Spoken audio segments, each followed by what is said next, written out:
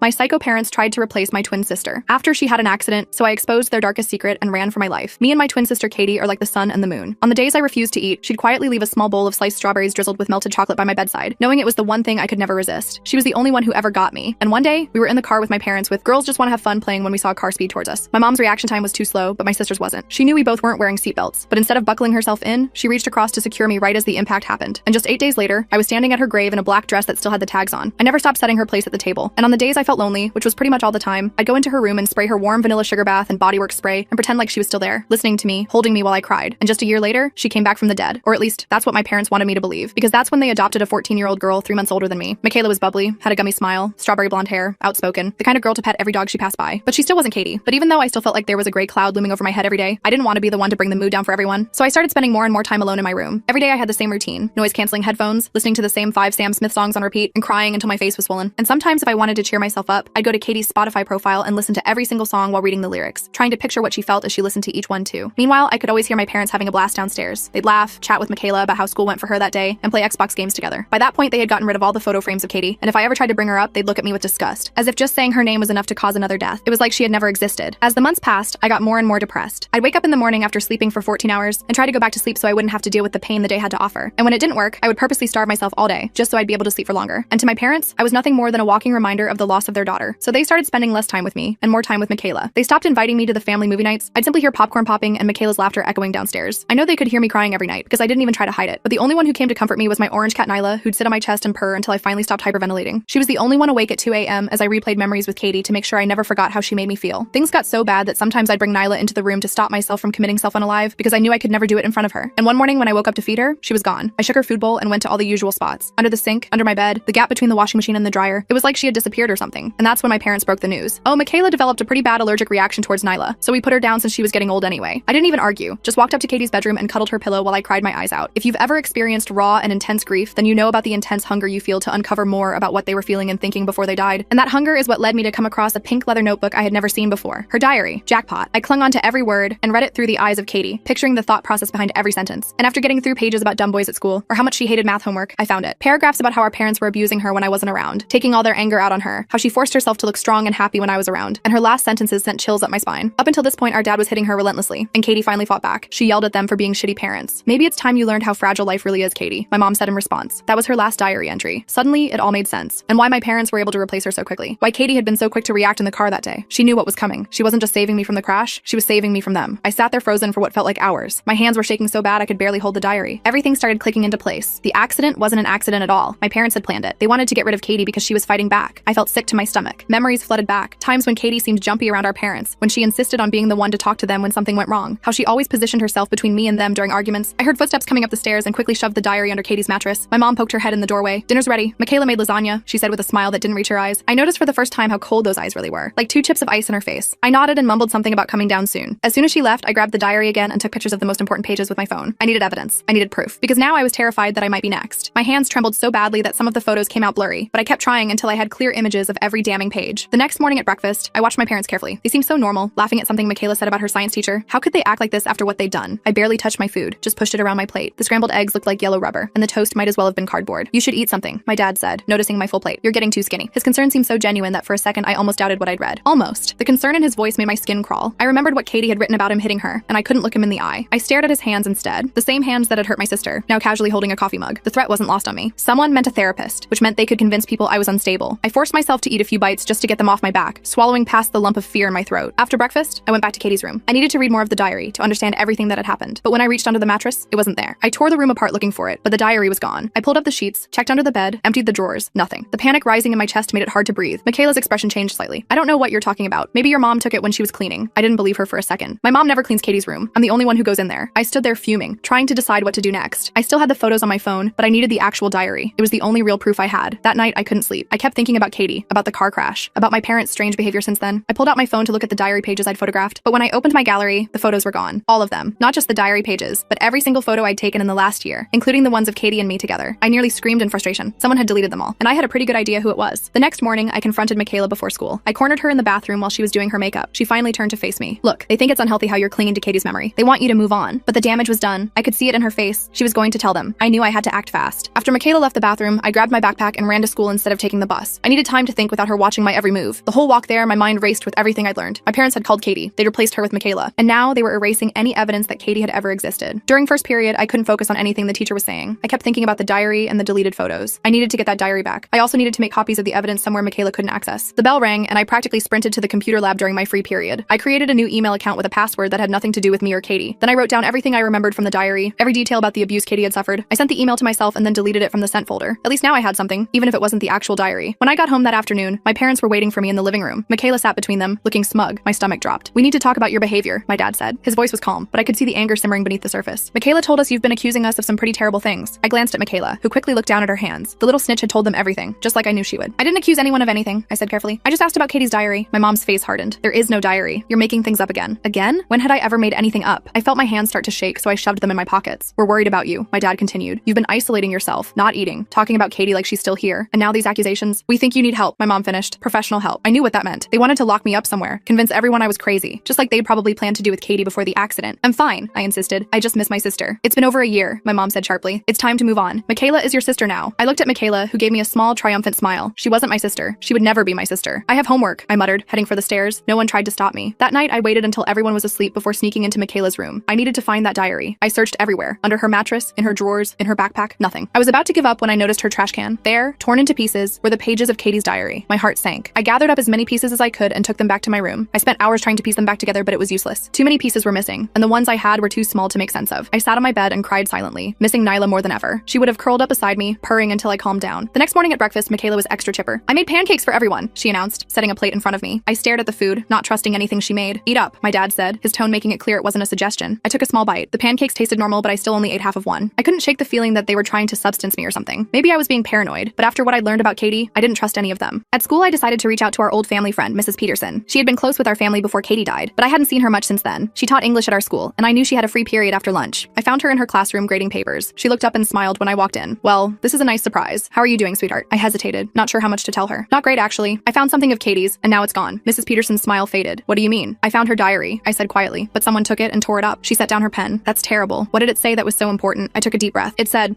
our parents were hurting her, physically, and that they threatened her right before the accident. Mrs. Peterson's face went pale. "That's a very serious accusation." "I know," I said, "but it's true. And now they've adopted this girl, Michaela, and they're trying to make me forget Katie ever existed. They even put down my cat because Michaela claimed she was allergic." Mrs. Peterson was quiet for a long moment. "Have they hurt you?" she finally asked. I shook my head. Number Katie protected me. She always made sure they took everything out on her instead. Mrs. Peterson stood up and closed her classroom door. "I need you to tell me everything, from the beginning." So I did. I told her about finding the diary, about the photos being deleted, about the torn pages in Michaela's trash. I told her about my parents threatening to send me to therapy, about how they'd erased all traces of Katie from our house. By the time I finished, the bell had rung for the next period, but Mrs. Peterson wrote me a note excusing my tardiness. "I believe you," she said, and those 3 words nearly made me cry with relief. "But we need evidence. Without the diary, it's your word against theirs." "I know," I said miserably, "and they're already setting me up to look crazy." Mrs. Peterson thought for a moment. "Do you have a phone? One they don't have access to?" I nodded. "They don't know my passcode." "Good. Start documenting everything. Record conversations if you can. Take pictures of anything suspicious. And most importantly, be careful. Don't confront them directly." I promised I would be careful, and headed to my next class feeling slightly better. At least someone believed me now. That afternoon, I came home to find Michaela in my room, sitting on my bed and flipping through one of my notebooks. I froze in the doorway. "What are you doing?" I demanded. She looked up, not even pretending to be embarrassed, just looking for something. "In my private notebook?" She shrugged. "Your mom asked me to check on you. She's worried about your mental state." I snatched the notebook from her hands. "Get out of my room." Michaela stood up slowly. "You know, they told me you might be difficult, that you never accepted Katie's death, but I didn't realize how bad it was. I've accepted that she's dead," I said through gritted teeth. "What I haven't accepted is how quickly everyone forgot about her, or how convenient it was that she died right after our parents threatened her." Michaela's eyes widened slightly, and for a second I thought I saw a flicker of something. Fear? Guilt? Cross her face. But then she was back to her usual smug self. "You should be careful what you say," she warned. "They're already talking about sending you to a special school for troubled teens." My blood ran cold. "What?" "Yep, somewhere you can get the help you need." She made air quotes around the word help. "Personally, I think it's a great idea. This house would be so much more peaceful without you moping around all the time." She brushed past me and out the door, leaving me standing there in shock. They wanted to send me away, just like they'd gotten rid of Katie, just like they'd gotten rid of Nyla. I needed to act fast. That night, I set up my phone to record while we ate dinner. I hid it in my hoodie pocket, hoping to catch something, anything that would prove what they were planning. Dinner was tense. My parents kept exchanging glances, and Michaela kept smirking at me across the table. I pushed my food around my plate, not trusting it. "Not hungry again?" my mom asked, her voice falsely sweet. "I had a big lunch," I lied. "You need to eat to keep your strength up," my dad said, "especially with everything coming up." I looked up sharply. "What's coming up?" Another glance between my parents. "We've been talking," my mom said carefully, "and we think it might be good for you to spend some time at a special school. Just for a little while." "A special school?" I repeated flatly. "You mean a mental institution?" "It's not like that," my dad insisted. "It's a place for teens who are struggling with grief and other issues." "What other issues?" I demanded. Your delusions, for one, my mom said, dropping the sweet act. Your accusations. Your refusal to accept reality. My reality is that my twin sister died in a car crash that wasn't an accident, I said, my voice rising. My reality is that you two threatened her right before it happened. My reality is that you're trying to erase her and replace her with this stranger. I pointed at Michaela, who gasped dramatically. See what I mean? She said to my parents. She's been saying horrible things like this for weeks. My dad slammed his hand on the table, making the plates jump. That's enough. You will not speak to your sister that way. She's not my sister, I shouted. Katie was my sister. Katie, who you abused and then unalived. The silence that followed was deafening. My mom's face had gone white, and my dad's had turned an ugly shade of red. Michaela looked between them, suddenly uncertain. Go to your room, my dad said, his voice dangerously quiet. Now, I stood up, knocking my chair over in the process. Gladly, but don't think this is over. I stormed upstairs and locked my door, heart pounding. I'd said too much. I'd shown my hand, but at least I had the conversation recorded. I pulled out my phone and stopped the recording, then played it back. My heart sank. The sound was muffled, the voices barely audible. You couldn't make out what anyone was saying clearly enough for it to be useful. I deleted the recording and flopped onto my bed, trying not to panic. They were going to send me away. I needed evidence, and I needed it now. The next day was Saturday, which meant I was trapped in the house with them all day. My parents acted like nothing had happened at dinner, but there was a new tension in the air. Michaela kept giving me these little smirks when they weren't looking, like she knew something I didn't. I stayed in my room most of the day trying to come up with a plan. Around noon, there was a knock at my door. I tensed, expecting my dad or Michaela, but it was my mom. Can we talk? She asked, her voice gentle in a way it hadn't been in months. I nodded warily, and she sat on the edge of my bed. I know things have been hard for you since Katie died, she began, and I know we haven't always been the most understanding. I stared at her, not trusting this sudden change. But we love you, she continued. We only want what's best for you. This school we're considering. It's a good place. They can help you work through your grief in a healthy way. I don't need help, I said. I need people to believe me. My mom sighed. Believe what, exactly? That we somehow caused the accident? That we hurt Katie? These are serious accusations, and they're simply not true. I read her diary, I insisted. She wrote it all down. This imaginary diary, my mom said, her voice hardening slightly. The one you can't produce. Because Michaela destroyed it. My mom stood up. This is exactly what I'm talking about. These paranoid delusions about Michaela, about us. It's not healthy. It's not a delusion, I said, but my voice sounded weak even to my own ears. We've made an appointment for you to talk to someone on Monday, my mom said. A psychiatrist. If you cooperate, maybe we won't need to consider the school option. After she left, I sat on my bed, feeling defeated. They were going to have me declared mentally unstable. No one would believe me then. I needed to find evidence, and I needed to find it now. I spent the rest of the day searching the house whenever I could do so without being noticed. I looked in my parents' room, in their office, in the garage. Nothing. No sign of Katie's diary. No sign of any evidence that might support what I'd read. That night, I couldn't sleep. I kept thinking about what would happen on Monday. Would they substance me, lock me up, make me disappear like they'd made Katie disappear? Around midnight, I heard a soft knock on my door. I froze, not answering. The knock came again, followed by Michaela's voice. I know you're awake, she whispered. Let me in. I need to talk to you. I hesitated, then got up and opened the door a crack. What do you want? Michaela looked different. Her usual smugness was gone, replaced by something that looked almost like fear. Can I come in, please? Against my better judgment, I let her in. She sat on my desk chair, wringing her hands nervously. I heard them talking, she said quietly, about the psychiatrist appointment on Monday. Yeah, so? You're getting what you wanted. They're going to lock me up. Michaela shook her head. That's not what I wanted. Not really. I stared at her, confused. What are you talking about? You've been helping them this whole time. I know, she said miserably, but I didn't know what they were really like when I agreed to the adoption. They seemed so nice, so perfect, the kind of parents I always dreamed of having. And now, I prompted when she fell silent. Now I'm scared, she admitted. The way they talk about you when you're not around. It's not right, and I found something. My heart skipped a hit. What? Michaela reached into her pocket and pulled out a small USB drive. I was looking for my charger in your dad's office, and I found this in a locked drawer. The key was hidden in a fake book on the shelf. What's on it? I asked, taking the drive from her. Videos, she said, of them, hurting Katie. I felt sick. You watched them? She nodded, tears filling her eyes. Just one. I couldn't watch anymore. It was horrible. I stared at the USB drive in my hand, not sure if I wanted to see what was on it, but I knew I had to. This was the evidence I needed. Why are you helping me now? I asked suspiciously. After everything you've done? Michaela looked down. Because I realized they're doing to you what they did to Katie, and eventually they'll do it to me too. I'm just the replacement after all. Once they're tired of me, she didn't need to finish the sentence. We both knew what she meant. We need to get out of here, I said. Both of us. Before Monday. Michaela nodded. I have some money saved. Not much, but enough for bus tickets maybe. Where would we go? My old foster mom, Michaela suggested. She was nice. She'd help us, I think. I wasn't sure if I trusted Michaela yet, but I didn't have many options. And if she was telling the truth about the USB drive, we had the evidence we needed to make sure my parents faced consequences for what they'd done to Katie. Okay, I agreed. We'll leave tomorrow night after they go to bed. Michaela nodded and stood up to leave. At the door, she paused. I'm sorry, she said quietly, for everything. I didn't know what they were really like. After she left, I plugged the USB drive into my laptop, bracing myself for what I might see. There were dozens of video files, each labeled with a date. The most recent was from just a week before the accident. With shaking hands, I clicked on it. The video showed Katie in her room, crying as my dad yelled at her. I couldn't watch the whole thing. I closed the laptop, feeling sick, but now I had proof. Irrefutable proof of what they'd done to Katie. I copied the files to my own hidden folder, then to the cloud account I'd created. Then I hid the USB drive under my mattress and tried to get some sleep. Tomorrow, Michaela and I would escape, and then we'd make sure my parents paid for what they'd done to Katie. The next day dragged on forever. My parents were acting suspiciously nice, which only made me more nervous. Michaela played along, pretending everything was normal. We'd agreed to meet in my room at midnight after my parents were asleep. At dinner, my mom announced she'd made my favorite meal, spaghetti and meatballs. I pushed the food around my plate, not trusting it. You need to eat, my dad insisted. You have a big day tomorrow. The way he said it made my skin crawl. What exactly were they planning for this psychiatrist appointment? I'm not hungry, I said. Just a few bites, my mom urged. For me? To avoid suspicion, I took a small bite. The sauce tasted bitter, and I immediately knew something was wrong. I discreetly spit it back onto my plate when no one was looking. Actually, I'm not feeling well, I said, pushing my plate away. I think I'll go lie down. My parents exchanged a look. I'll bring you some tea, my mom offered. No thanks, I said quickly. I just need to sleep. I went upstairs and locked my door, then texted Michaela. Don't eat the food. I think it's drugged. A few minutes later, she texted back. Too late, feeling dizzy. My heart sank. Without Michaela, I'd have to escape on my own, and I'd have to do it tonight before whatever they had planned for tomorrow. I packed a small bag with essentials, clothes, toiletries, the USB drive, and what little money I had saved. Then I waited, listening for any sign that my parents had gone to bed. Around 10 p.m., I heard them come upstairs. My mom knocked on my door. door. Are you feeling any better? A little, I lied. I'm just going to sleep. Okay, sweetie, we'll check on you in the morning. I waited another hour until the house was completely silent. Then I quietly unlocked my door and peeked out. The hallway was dark and empty. I tiptoed to Michaela's room and gently pushed open the door. She was sprawled across her bed, still fully dressed, snoring softly. I tried to shake her awake, but she just mumbled incoherently. Whatever they'd put in the food had knocked her out completely. I had to leave her behind. I hated to do it, especially after she tried to help me, but I had no choice. I left a note on her nightstand. I had to go. The USB drive has the evidence. Get it to the police if I don't make it. Then I crept downstairs, careful to avoid the steps that creaked. The house was eerily quiet. I made it to the front door and was about to unlock it when a light switched on behind me. Going somewhere? My dad asked. I spun around. He was sitting in the living room, a glass of whiskey in his hand. He didn't look surprised to see me with my backpack. I stammered. Running away? He suggested. That's not very grateful after everything we've done for you. I backed up against the door. What have you done for me? You unalived my sister. You erased her from our lives. You're trying to replace her with Michaela. My dad stood up slowly. We gave you a perfect life, a perfect sister. And this is how you repay us? Katie was perfect, I said. She was perfect, and you hurt her. And then you unalived her. Katie was weak. My dad spat. She couldn't take discipline. She fought back. But you've always been the good one, the obedient one. Until recently. He took a step toward me, and I fumbled for the door handle behind me. Stay away from me. You're not going anywhere, he said. Especially not with that USB drive you think we don't know about. My blood ran cold. They knew. Somehow. They knew. Michaela told us everything, my dad continued. About your little escape plan. About the evidence you think you have. Michaela had betrayed me. Again. Or had she? Maybe they'd forced it out of her after drugging her. Either way, I was trapped. It doesn't matter, I said, trying to sound braver than I felt. I've already sent copies of the videos to other people. If anything happens to me, they'll go to the police. It was a lie, but my dad's face darkened with doubt. You're bluffing. Am I? Are you willing to take that chance? For a moment, we stared at each other in silence. Then my dad lunged forward, grabbing my arm. I screamed and kicked, managing to break free. I ran for the kitchen, looking for a weapon, anything to defend myself. My dad followed, his face contorted with rage. You ungrateful little brat. After everything we've done for you. I grabbed a knife from the counter and pointed it at him. Stay back. I swear I'll use it. He laughed, a cold, cruel sound. You don't have the guts. You're not like Katie. She had fire. You're just a pathetic copy. I'm nothing like Katie, I agreed. But that doesn't mean I won't protect myself. My dad took another step forward, and I slashed the knife through the air. He jumped back, surprised. In that moment, I heard footsteps on the stairs. My mom appeared in the doorway, her face pale. What's going on? She demanded. Our daughter is threatening me with a knife, my dad said, his voice eerily calm now. After trying to run away, my mom looked at me, then at the knife in my hand. Put that down, now. No, I said. Not until you admit what you did to Katie. We didn't do anything to Katie, my mom insisted. She died in a car accident, an accident you would have died in too if she hadn't saved you. She saved me from you, I shouted. She knew what was coming. She knew you were planning to hurt us. This is ridiculous, my mom said. You're having some kind of breakdown. Put down the knife and we can get you help. I don't need help, I said. I need the truth. I've seen the videos. I know what you did to her. My parents exchanged a look. What videos? My dad asked, too casually. The ones on the USB drive, the ones showing you hurting Katie. My mom's face hardened. There are no videos. There never were. This is just another one of your delusions. But I could see the fear in her eyes. She was lying. I've already sent them to Mrs. Peterson, I bluffed. She has everything. The videos, Katie's diary entries, everything. My mom's face went white. You're lying. Call her and find out, I challenged. Or better yet, call the police. I'm sure they'd be very interested in those videos. My dad took a step toward me, but my mom put a hand on his arm. Wait, she said. We need to think about this. There's nothing to think about, my dad growled. She's bluffing. And if she's not? My mom hissed. If she really sent those videos to someone? They were scared. For the first time, they were actually scared. I pressed my advantage. I'll make you a deal, I said. Let me leave. Let me go stay with Mrs. Peterson. Don't try to stop me. Don't try to have me committed. And those videos stay private. My parents looked at each other, having some silent conversation I couldn't interpret. Finally, my mom nodded. Fine, my dad said. Go. But if those videos ever see the light of day, you'll regret it. I backed toward the door, keeping the knife pointed at them. I'll be watching you. If anything happens to Michaela, if you try to hurt anyone else, the videos go public. I made it to the front door and fumbled it open, never taking my eyes off my parents. They stood in the hallway, watching me with cold eyes. I backed out onto the porch, then turned and ran. I ran all the way to Mrs. Peterson's house about a mile away. It was after midnight when I rang her doorbell, gasping for breath. She answered in a bathrobe, her face concerned. What on earth? She began, then saw my face. Come in, quickly. I collapsed on her couch, still clutching the knife. Mrs. Peterson's eyes widened when she saw it. What happened? She asked. Between sobs, I told her everything. About the drugged food, about Michaela's betrayal, about the confrontation with my parents. I showed her the USB drive, and she plugged it into her computer. We watched one video together, both of us crying by the end. Mrs. Peterson hugged me tightly. You're safe now, she promised. They can't hurt you anymore. The next morning, Mrs. Peterson called the police. They came and took my statement, and I gave them the USB drive. They promised to investigate, to check on Michaela, to make sure my parents couldn't hurt anyone else. It turned out Michaela hadn't betrayed me after all. My parents had found the USB drive missing and assumed I had taken it. They had drugged both of us at dinner, but I hadn't eaten enough to be affected. The police found Michaela still drugged in her bed. They took her to the hospital, where she eventually woke up and confirmed my story. She told them about finding the USB drive, about our plan to escape, about how my parents had been manipulating both of us. With the videos as evidence, plus our testimonies, my parents were arrested. The investigation revealed that the car accident hadn't been an accident at all. My dad had tampered with the brakes, expecting both Katie and me to die. Katie's quick thinking had saved my life, even as she sacrificed her own. Michaela and I both went into foster care, but we stayed in touch. She apologized for her role in my parents' manipulation, explaining that they had promised her a perfect family if she helped them manage me. She hadn't known the full extent of their plans until it was almost too late. As for me, I finally got to properly mourn Katie. I visited her grave every week, bringing her favorite flowers and telling her about my life. I kept her diary. The police had found the torn pieces and helped me piece it back together, and read it when I missed her most. And sometimes, on the hardest days, I swear I could feel her presence beside me, her hand on my shoulder, her voice in my ear, telling me everything would be okay. And for the first time since the accident, I believed it.